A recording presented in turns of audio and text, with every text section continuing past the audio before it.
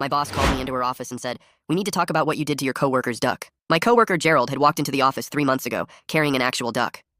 "Everyone meet Quackers," he announced. My anxiety support animal. The duck waddled over to my desk and I felt my throat instantly closing up. I'm severely allergic to birds. By lunchtime, my eyes were swollen completely shut and I was wheezing. I stumbled into HR and could barely see the manager through my puffy eyelids. "There's a duck," I said. "I'm allergic to birds. I can't breathe." She slid a bottle of Benadryl across her desk. "Gerald has documentation. You'll need to manage your symptoms." The next 3 months were hell. During my biggest client presentation, I sneezed 17 times in a row because Quackers was sitting under the conference table. The client asked if I was okay and I tried to say yes, but my face was so swollen, I looked like I'd been in a car accident. We lost the account. When I complained to HR, Gerald overheard and cornered me by the elevator. "You're discriminating against my disability," he said, clutching Quackers to his chest. "That's illegal, you know." The duck quacked in my face and I had an allergic reaction so bad I had to leave work early. My coworker Jennifer started leaving rubber ducks on my desk with little notes like, "Quackers says hi." One morning I came in to find my keyboard covered in actual duck poop. I took it to HR with photos. "Can you prove it was Quackers?" the manager asked. I stared at her. "It's duck poop. There's one duck in this office." She said she'd look into it. Nothing changed. My doctor wrote a note saying my allergy was severe enough to be dangerous. HR told me to try a different antihistamine.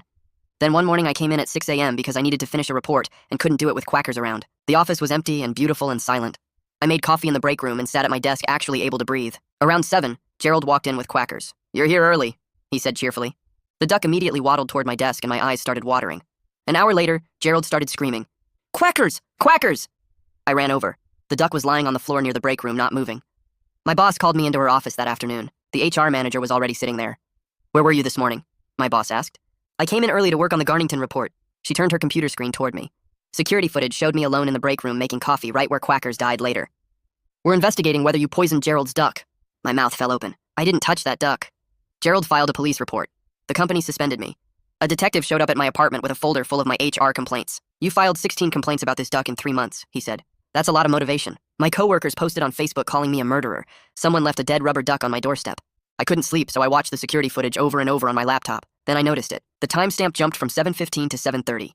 15 minutes were missing. I dug through the company directory and found that Justin from IT could delete footage. I'd heard him yelling about Quackers eating his lunch twice. I waited for him in the parking lot after work. "Justin, I know you deleted that footage." His face went white.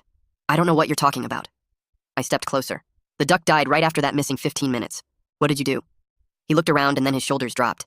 "It kept eating my food. I left out some stuff with rat poison in it. I didn't think it would actually eat it that fast. When Gerald started screaming, I panicked and deleted the footage. But everyone already hated you, so I went straight to my boss in HR the next morning and told them everything." My boss looked at me like I was insane. "So you're saying Justin killed the duck and framed you, but you have no proof of this?" Justin denied the entire conversation ever happened. He told HR I was harassing him and making up lies to save myself. The company was on the brink of firing me for creating a hostile work environment, and Gerald had just shown up at my doorstep, suing me for $50,000 in emotional damages. Gerald stands on my doorstep with a woman in a gray suit holding a folder, and my stomach drops when I see the papers. He shoves them at me and I take them with shaking hands, seeing the words, "Complaint for damages" at the top in bold letters. His face is red and wet with tears, and he points at me with a trembling finger. The woman touches his arm gently, and he turns away, walking down the steps while his shoulders shake. I watch them get into a black car and drive away, then I close the door and slide down to the floor with the papers in my lap. The lawsuit says I killed his duck on purpose because I hated it, and he wants $50,000 for his pain and suffering. I read it 3 times, and each time makes me feel sicker because it describes me as cruel and heartless, someone who would poison an innocent animal. My phone is on the coffee table, and I grab it, scrolling through my contacts for anyone who might know a lawyer. I start calling at 8 p.m., leaving voicemails that probably sound crazy because I'm talking too fast, and my voice keeps breaking. Most numbers go straight to voicemail saying the office is closed until Monday. I call my cousin who went to law school, but he does real estate work, and tells me to find a criminal attorney. I Google lawyers in my area and start cold calling the emergency numbers listed on their websites. One receptionist tells me consultation fees start at $500, and I say yes immediately, not even caring about the cost. Another office says they can't take new clients for 3 weeks. I leave messages everywhere, explaining that I'm being sued and investigated for killing a duck I didn't kill. By 11 p.m., I'm sitting in the dark with my phone in my hand, wondering if I should just give up. Then my phone rings with an unknown number, and I answer it so fast I almost drop it. A man's voice asks if I'm the one who called about the duck case, and I say yes. He introduces himself as Philip Kelly and says he got my voicemail, and something about my situation caught his attention. We talk for 20 minutes while he asks basic questions about what happened, and he agrees to meet me tomorrow morning at 7 a.m. I thank him about 5 times, and he tells me to bring every document I have related to the case. I show up at Philip's office at 6:50 a.m. with a backpack full of papers and my laptop. His office is in an old building downtown and smells like coffee and old books, with wooden furniture and shelves packed with legal volumes. Philip is maybe 50 years old with gray hair and reading glasses, wearing a button-down shirt without a tie. He shakes my hand and points to a chair across from his desk, then pours me coffee from a pot on a side table. I start explaining everything from the beginning while he takes notes on a yellow legal pad, his pen moving fast across the paper. He doesn't interrupt once, just keeps writing and nodding, his expression completely neutral. I tell him about my allergy, the 16-hour complaints, coming in early that morning, finding the duck dead, being suspended, confronting Justin in the parking lot. When I mention the missing 15 minutes in the security footage, Philip's pen stops moving and he looks up at me. His eyes are sharp behind his glasses and he asks me to repeat that part.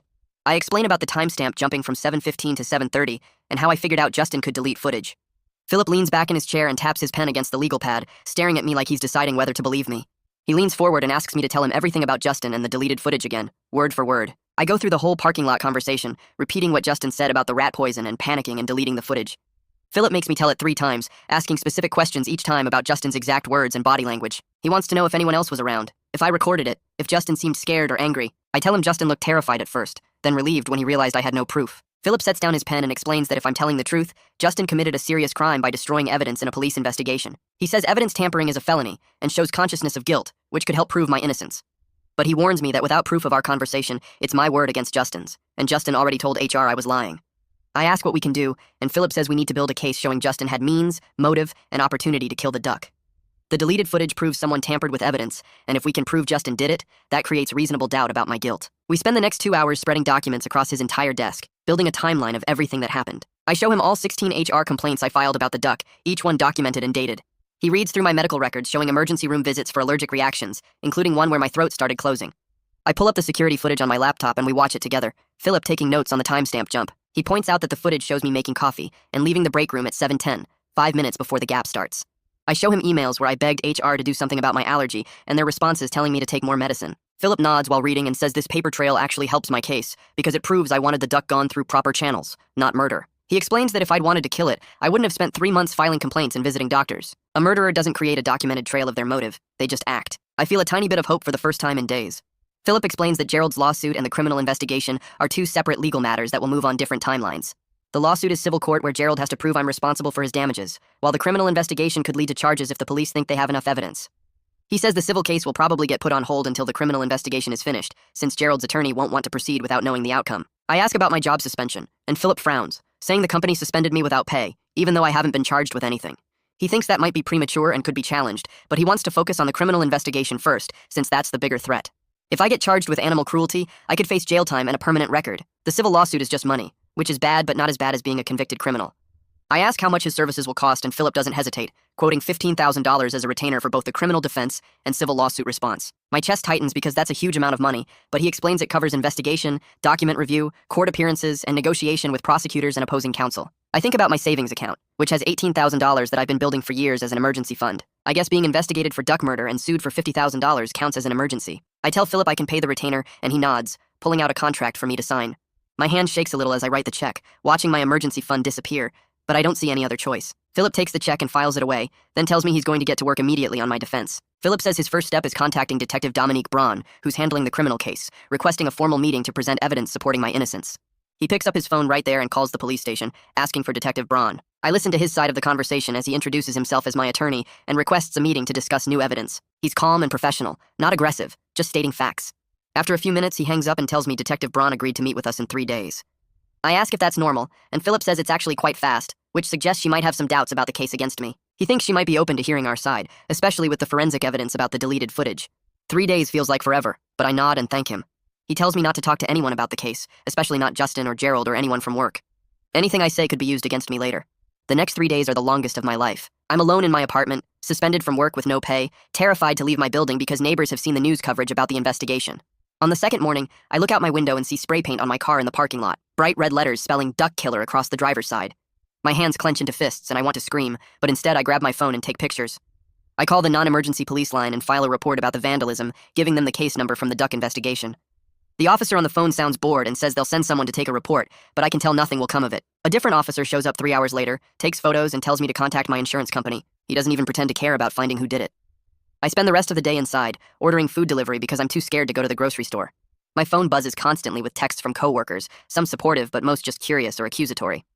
I stop reading them after a while. On the third day, my phone rings with a number I don't recognize and I almost don't answer, but something makes me pick up. A woman's voice says my name and asks if I remember her. It takes me a second to place the voice, then I realize it's Naomi, my ex-girlfriend. We broke up 6 months ago after dating for 2 years, but we stayed friendly and text occasionally. She says she saw my name in a news article about the investigation and wanted to check if I'm okay. My throat gets tight and I tell her I didn't kill the duck. I swear I didn't. Naomi says she knows I didn't because she remembers when we had to put her cat down years ago and I cried harder than she did. She says there's no way someone who sobbed over a sick cat would poison a duck and she wants to help. I ask what she means, and Naomi offers to provide a character witness statement to the police, telling them I would never hurt an animal. I feel tears starting and have to blink them back, thanking her over and over. She says that's what friends do and we'll get through this together. After we hang up, I sit on my couch feeling slightly less alone than before, knowing at least one person believes me without question. That night, I pull out my laptop and open the security footage file for what feels like the 100th time. The screen glows in my dark apartment as I watch myself walk into the break room at 6:15 a.m., alone and tired-looking. I make coffee, pour it into my mug, and walk back to my desk. The timestamp in the corner reads 6:17 a.m. I fast-forward through the next hour of me sitting at my desk working on the Garnington report. At 7:15 a.m., Gerald walks in carrying quackers under his arm. The duck waddles around near my desk and I can see myself starting to react, my face getting puffy even in the grainy footage. Then something happens that makes my stomach drop. The timestamp jumps from 7:15 a.m. to 7:30 a.m. in a single frame. 1 second Gerald is setting quackers down, the next second the duck is lying on the floor near the break room and Gerald is running toward it. 15 minutes just gone. I rewind and watch it again and again and again. The jump is obvious once you know to look for it. At 7:15 the break room is empty. At 7:30 there's a paper plate on the counter that wasn't there before. Someone was in that room during those missing 15 minutes. Someone who had access to delete security footage. My hands shake as I take screenshots of the timestamp jump, saving them to a folder on my desktop. This is proof. Real proof that someone tampered with the recording. I want to call Philip right then, but it's almost midnight, so I force myself to wait until morning. My phone rings at 8 a.m. and I grab it so fast I almost drop it. Philip's voice is all business when he tells me he's hiring a digital forensics expert to examine the footage and verify the timestamp manipulation. I ask how much that costs and he says $2,000. My savings account is already taking a beating from his retainer, but I tell him to do it. He says it's important evidence that someone tampered with the recording, and without expert verification, a court might not accept my screenshots as proof. I email him the footage file, and he says he'll have results within 48 hours. I spend those 2 days barely eating or sleeping, just pacing my apartment and jumping every time my phone buzzes. Every notification could be the forensics report, or it could be another coworker sending me hate messages. I stop checking social media entirely, because seeing people call me a murderer makes my chest tight and my breathing shallow. 24 hours later, not 48, my phone rings with Philip's number. The forensics expert confirmed everything.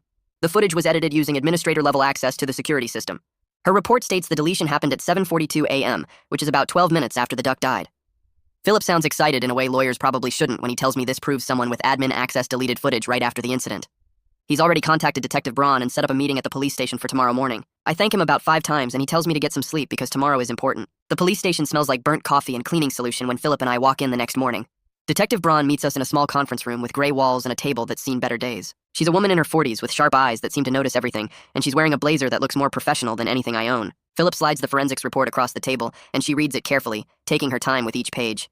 She asks detailed questions about Justin's access to the security system, about his job responsibilities, about the times I heard him complaining about the duck eating his lunch. I answer everything as clearly as I can, trying not to sound too desperate or too rehearsed. She makes notes on a yellow pad, and her expression stays neutral the whole time.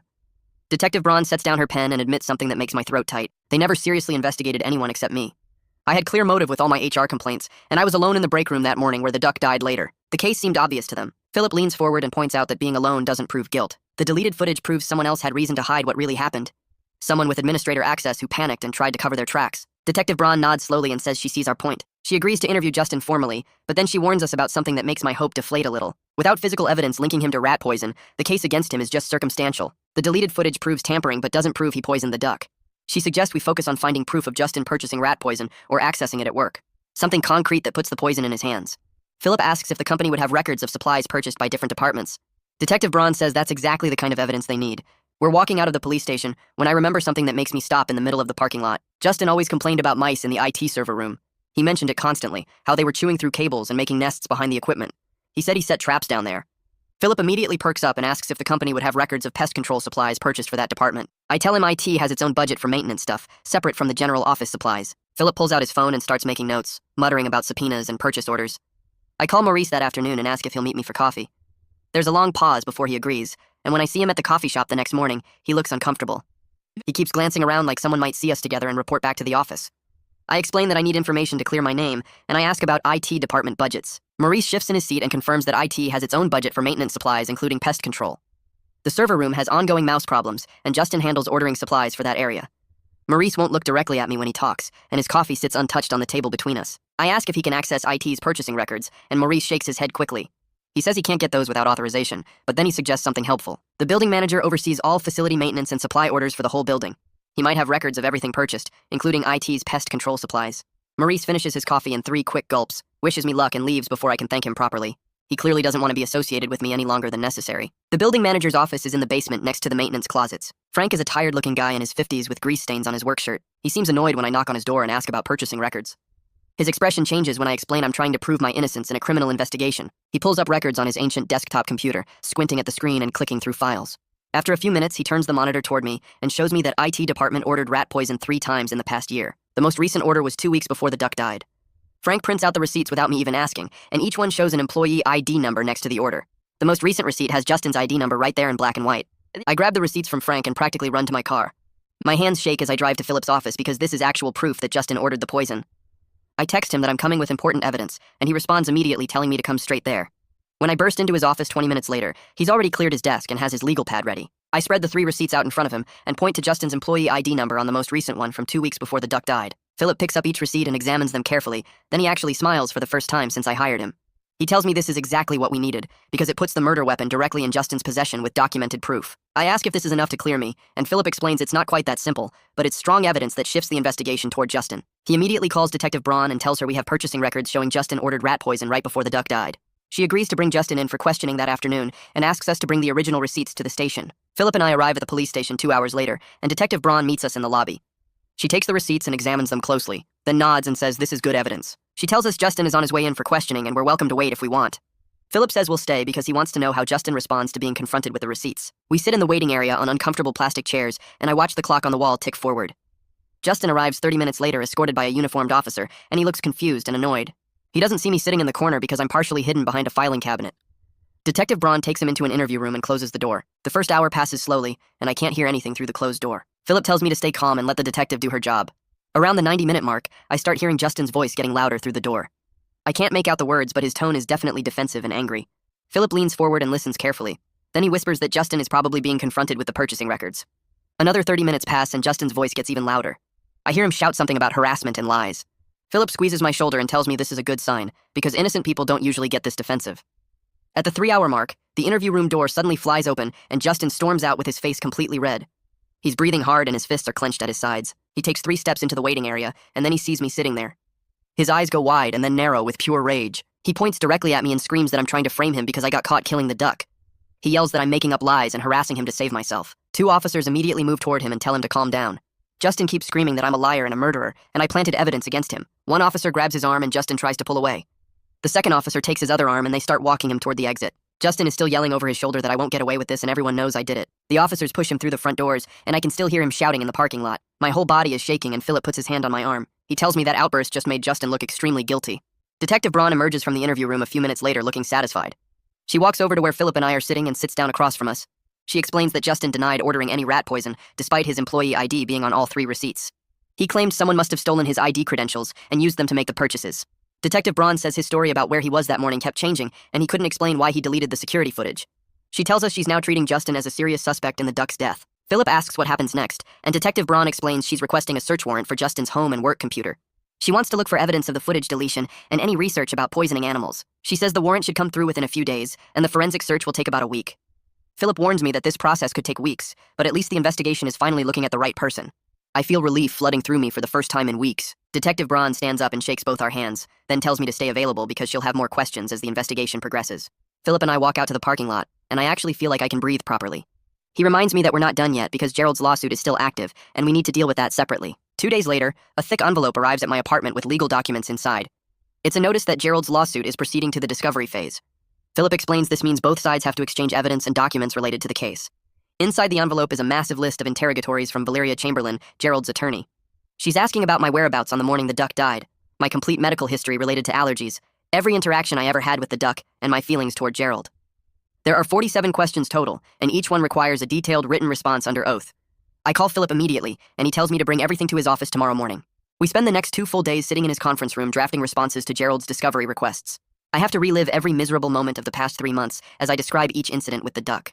Philip types while I talk, occasionally stopping me to ask clarifying questions or tell me to stick to facts only. We document every allergic reaction, every HR complaint, every day I came in early or left late to avoid the duck. It's exhausting and emotionally draining to go through all of it again.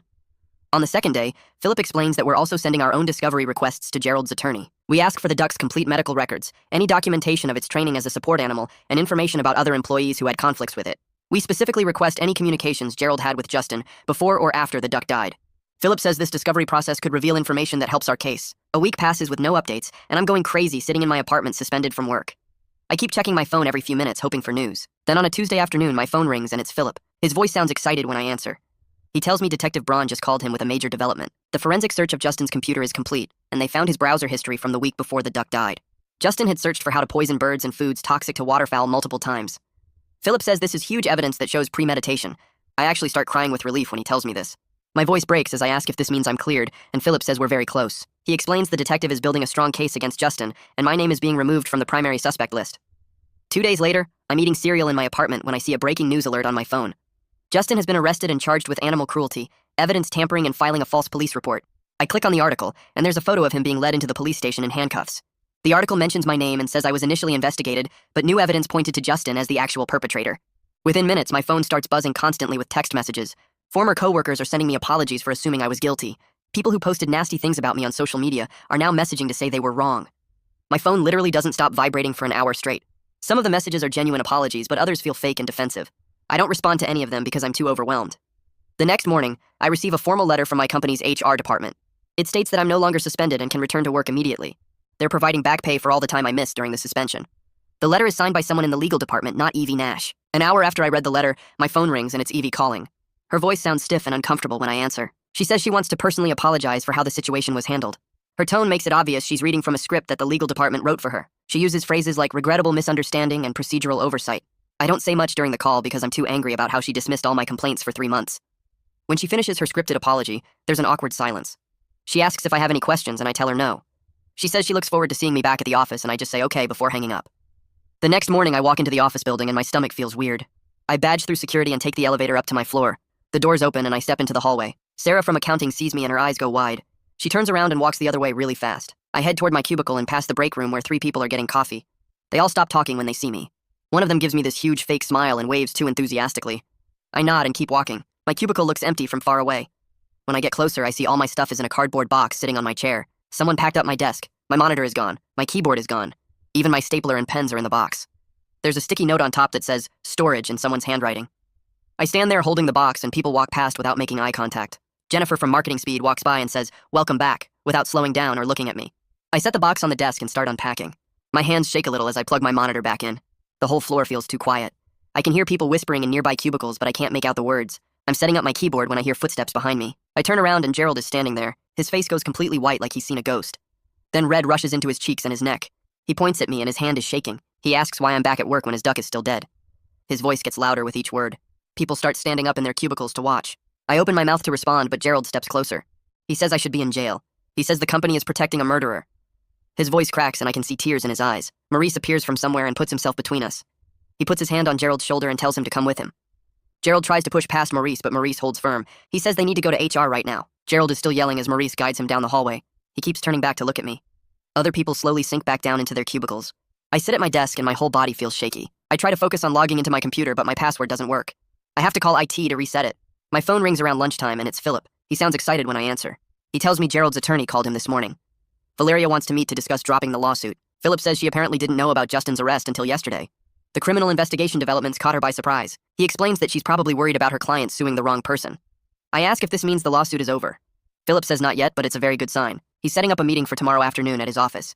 He tells me to stay calm and let him do most of the talking. I hang up and actually feel hopeful for the first time in weeks. The next day, I drive to Philip's office and park in the visitor lot. The conference room has a long table, and Gerald is already sitting there with Valeria. Gerald looks terrible. His eyes are red and puffy. His hair is messy. He's wearing a wrinkled shirt. Valeria is a sharp-looking woman in a dark suit. She has a stack of folders in front of her. Philip and I sit across from them. Valeria starts talking in this professional voice about the recent developments in the criminal case. She says that continuing the lawsuit against me would be difficult, given the evidence against Justin. Gerald interrupts her. He says he doesn't care about difficult. He says someone needs to pay for what happened to his duck. His voice breaks. Valeria puts her hand on his arm and tells him to let her finish. She explains that the forensic evidence in Justin's browser history creates serious problems for their case. Gerald's hands are flat on the table, and I can see them trembling. He keeps saying someone has to be held accountable. Valeria looks uncomfortable. She glances at Philip and then back at Gerald. Philip leans forward and speaks in this calm voice. He tells Gerald that he's welcome to sue Justin instead. Justin actually committed the crime. Justin poisoned the duck and then tried to frame me. Philip explains that pursuing me further would likely result in sanctions for filing a lawsuit without merit. The evidence clearly points to Justin. Gerald's eyes fill with tears. He puts his face in his hands. His shoulders shake. He says he just wanted someone to be held accountable for his loss. He loved that duck. It helped him with his problems. Now it's gone and no one seems to care. Valeria hands him a tissue. The room is quiet except for Gerald crying. I feel bad for him even though he tried to destroy my life. He's in real pain. I can see it. I hear myself talking before I really think about it. I tell Gerald I understand his grief. His duck made me sick for 3 months, but I never wanted it dead. I explain that I just wanted to breathe in my own workplace. I'm sorry that Justin's actions took away something Gerald loved. The room goes silent. Valeria stares at me. Philip looks surprised. Gerald lifts his head and looks at me with red eyes. I mean what I said. I was miserable with that duck around, but I didn't want this. Gerald keeps staring at me for a long moment. Then he asks why I'm being nice to him. He tried to destroy my life with this lawsuit. I tell him that hurt people hurt people. I can see he's been suffering just like I have. Maybe we can both stop suffering now. Gerald's face crumples and he starts crying again. But this time it seems different. Less angry. More sad. Valeria clears her throat and says she's formally withdrawing the lawsuit. She slides papers across the table to Gerald. He stares at them for a minute. Then he picks up a pen with shaking hands and signs. Philip reaches across the table and shakes my hand. He tells me that was the most grown-up thing he's seen in 20 years of practicing law. I don't feel very grown up. I just feel tired. Gerald stands up and walks out without looking at anyone. Valeria packs up her folders and follows him. Philip and I sit there in the empty conference room. He tells me to celebrate tonight because this is a big win. I tell him I'll try. A few weeks pass and things settle into a new normal at work. Then Philip calls with an update about Justin. The criminal trial is scheduled for 4 months away. But Justin's attorney contacted the prosecutor about a plea deal. Philip explains that Justin is facing serious time if he goes to trial and gets convicted. The evidence against him is really strong. Pleading guilty to smaller charges might be his best choice. I ask what that means for me. Philip says it means the case is basically over. Justin will admit what he did. The record will be clear. I thank him and hang up. I sit in my apartment and feel this weird mix of relief and anger. Relief that it's ending. Anger that Justin tried to ruin my life to save himself. The company starts an internal investigation into how everything was handled. I have to meet with some people from the legal department. They ask me questions about every complaint I filed. They take notes on everything. A few weeks later, I hear through office gossip that Evie is being moved to a different position. Not fired, but demoted. A new HR director gets hired from outside the company. She sends an email to everyone about reviewing workplace safety policies. She mentions something about better handling accommodation requests. I read the email and feel a little bit satisfied. Not happy exactly. Just glad that someone is taking this seriously now. My desk is back to normal. My monitor works. People make eye contact with me in the hallway again. Life goes on. A few days later, Maurice calls me into his office and closes the door behind us. He sits down and looks uncomfortable. He tells me he should have pushed harder when I first complained about the duck. He admits the company failed me by not taking my allergy seriously. He says he's sorry for staying neutral when I needed someone to stand up for what was right. Then he slides a paper across his desk. It's a promotion to senior analyst with a raise of $12,000 a year. He says it's compensation for what I went through and recognition of my work. My bank account has $3,000 left after paying Philip's retainer and covering bills during my suspension. I tell Maurice I accept and we shake hands. He looks relieved. 2 weeks pass and Philip calls with news about Justin's case. The prosecutor offered a plea deal and Justin took it. He pled guilty to animal cruelty and evidence tampering. He gets 18 months probation and 500 hours of community service. He also has to pay Gerald $8,000 for the duck and emotional distress. Philip explains that Justin faced real jail time if he went to trial, so this was his best option. I ask if that means it's really over. Philip says the criminal case is closed and Gerald's lawsuit is dismissed. It's over. I sit on my couch after we hang up and feel this weird emptiness. I wanted justice and I got it, but it doesn't feel as satisfying as I thought it would. The sentencing hearing happens on a Thursday morning. I take the day off work and drive to the courthouse. The courtroom is small and cold. Gerald sits in the front row with his lawyer. Justin sits at the defendant's table in a suit that looks too big for him. The judge asks if Justin wants to make a statement. Justin stands up and reads from a paper in his shaking hands. He apologizes to Gerald for killing his duck and for the pain he caused. He says he made terrible choices and he's sorry. His voice cracks when he talks about panicking and deleting the footage. He never looks at me the entire time, not once. The judge sentences him according to the plea deal and it's done in 10 minutes. Justin walks out with his lawyer and I realize he's still mad at me. He thinks I ruined his life by exposing what he did. He'll probably hate me forever. Outside the courthouse, the sun is bright and warm.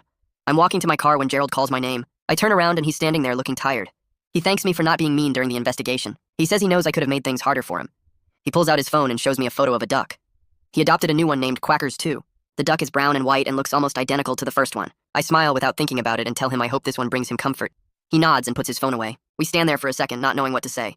Then he walks to his car and I walk to mine. Back at the office the next week, I get an email from the new HR director. The company is implementing new policies for medical accommodations. All requests will be reviewed by an independent third party instead of just HR. They're also banning emotional support animals that trigger documented severe allergies in other employees. There's a whole formal process now for balancing competing needs. I read through the policy document and feel a little bit satisfied. It won't help me, but maybe it'll help someone else who ends up in a similar situation. The policy is named after some legal case, but I know it exists because of what happened to me. Naomi texts me asking if I want to get coffee. We meet at a place near my apartment on Saturday morning. She orders a latte and I get regular coffee. We sit by the window and talk about normal things for a while. Then she tells me she always knew I couldn't have killed an animal. She reminds me about when we had to put down her cat 5 years ago. I cried harder than she did. She says she knew my character even when everyone else doubted it. We start meeting for coffee every weekend after that. Our friendship builds back up slowly. It feels good to have someone who never stopped believing in me. She makes jokes about the whole thing now, and somehow that helps. She calls me the Duck Whisperer, and I actually laugh. Philip sends his final bill in the mail. I open it expecting the worst, but it's actually lower than his original estimate. He charged me $11,000 instead of $15,000. There's a note explaining the case resolved faster than expected, so he's reducing his fee. I write him a check that same day. My savings account drops to almost nothing, but I don't care. His work saved me from criminal charges and financial ruin from Gerald's lawsuit. $11,000 is cheap for my freedom and reputation. I mail the check with a thank you note telling him I appreciate everything he did. The trauma from being falsely accused sits in my chest like a weight. I can't sleep well. I keep thinking about how close I came to losing everything. A coworker mentions her therapist helped her through a hard time. I find a therapist who specializes in trauma and book an appointment. Her office smells like lavender and has soft lighting. I tell her the whole story from start to finish. She listens without interrupting. Then she tells me my anger at the situation is valid. She says rebuilding trust in my workplace and community will take time. She gives me exercises for managing anxiety. We schedule weekly sessions. It helps to talk to someone who isn't involved and won't judge me. 3 months after Justin's sentencing, Maurice calls me into his office again. He tells me I'm being promoted to senior analyst with a significant raise. The promotion comes with a $15,000 salary increase and a better title. He says it's based on merit and my work performance. He emphasizes that it has nothing to do with guilt or compensation. I thank him and shake his hand, but I suspect the company wants to show they value me after the nightmare they put me through. The promotion feels good, but it's also a reminder of everything that happened. I accept it anyway because my career needs to move forward. Gerald transfers to a different department the following month. I hear about it through office gossip before I see the official announcement. It's better for both of us that we don't have to interact every day. I see him occasionally in the cafeteria at lunch. He always has his phone out looking at something. One day I walk past his table and glance at his screen. It's a photo of Quackers 2 set as his wallpaper. The duck is swimming in what looks like a pond. Gerald looks up and we make eye contact. We both nod politely. Then I keep walking to get my food and he goes back to his phone. It's not friendship, but it's not hatred either. It's just two people who went through something terrible together and survived it. A few weeks after everything settled, the local news ran a follow-up segment about the case. The anchor explained how Justin had been convicted and how I'd been cleared of all accusations. My phone started buzzing within an hour of the broadcast airing. Former coworkers sent texts apologizing for believing I was guilty. A guy from accounting wrote a long message about how he felt terrible for avoiding me in the parking lot. My neighbor 2 doors down knocked and said she was sorry for crossing the street when she saw me. I accepted every apology and thanked people for reaching out, but I kept a mental list of who had stayed completely silent. The people who never doubted me publicly, but also never defended me. The ones who watched everything happen and said nothing at all. I didn't hold grudges, but I remembered. My therapist suggested I look into support groups for people who'd been falsely accused. I found one that met Tuesday nights at a community center across town. The first meeting I attended had 8 people sitting in a circle of folding chairs. A woman named Carol had spent 2 years fighting charges before security footage proved she wasn't even in the state when the crime happened. A man named Robert lost his job and his house before DNA evidence cleared him. Everyone had a story about their life falling apart while they waited for the truth to come out. Hearing their experiences made me feel less alone in what I'd gone through. Some of them had lost absolutely everything before being cleared. Robert was still trying to rebuild his credit 3 years later. Carol's marriage had ended during her legal battle. I realized I was actually pretty lucky that Philip found the evidence when he did. Another 6 months and I might have lost my apartment or ended up with a criminal record. The group met every week and I started going regularly. 6 months after Justin's sentencing, I got a call from Detective Braun. She told me Justin had violated his probation by sending threatening messages to Gerald about the money he owed. Gerald had saved the messages and reported them immediately. The court revoked Justin's probation and sentenced him to 90 days in county jail. I felt a strange mix of emotions when I heard the news. Part of me felt bad that anyone was going to jail. But a bigger part felt satisfied that Justin's own actions kept making things worse for him. He'd killed an innocent animal and tried to destroy my life to cover it up. Now he was facing real consequences because he couldn't control his anger even after getting a lenient sentence.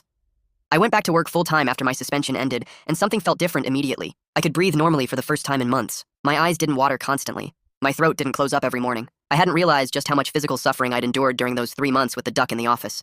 My body had been in a constant state of allergic reaction, and I'd just pushed through it because HR told me to manage my symptoms. I kept my EpiPen in my desk drawer even though I didn't need it anymore. Every time I opened the drawer to get a pen or paperclip, I saw it sitting there. It reminded me how serious the situation had actually been. One bad reaction could have sent me to the hospital or worse. Philip called me into his office to discuss the settlement he'd negotiated with my company. They were offering $40,000 to resolve my potential wrongful suspension claim. Philip explained they wanted to avoid a lawsuit about how they'd handled my accommodation requests and the investigation. I signed the papers that same afternoon.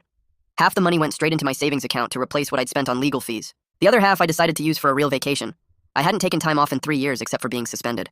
I booked 2 weeks in Colorado and flew out the following month. The mountains were huge and beautiful and completely free of birds. I spent my days hiking trails and breathing deeply without worrying about my throat closing up. The air was clean and cold and perfect. I sat on rocks overlooking valleys and felt grateful to be alive and free and vindicated. No one in Colorado knew anything about duck murders or false accusations. I was just another hiker enjoying the scenery. Those 2 weeks reset something in my brain that had been broken since the investigation started. Maurice called me into his office the day after I got back from Colorado. He told me the company was assigning me to lead a major client project that could really advance my career if I handled it well. The project involved coordinating between 3 departments and presenting directly to executives. Maurice said he'd specifically fought to get me this opportunity. He admitted he felt guilty for not supporting me more during the investigation. He wanted to make up for staying neutral when I needed people to believe in my innocence. I thanked him and accepted the project. It felt good to have my career moving forward again instead of just surviving. Naomi and I started meeting for coffee every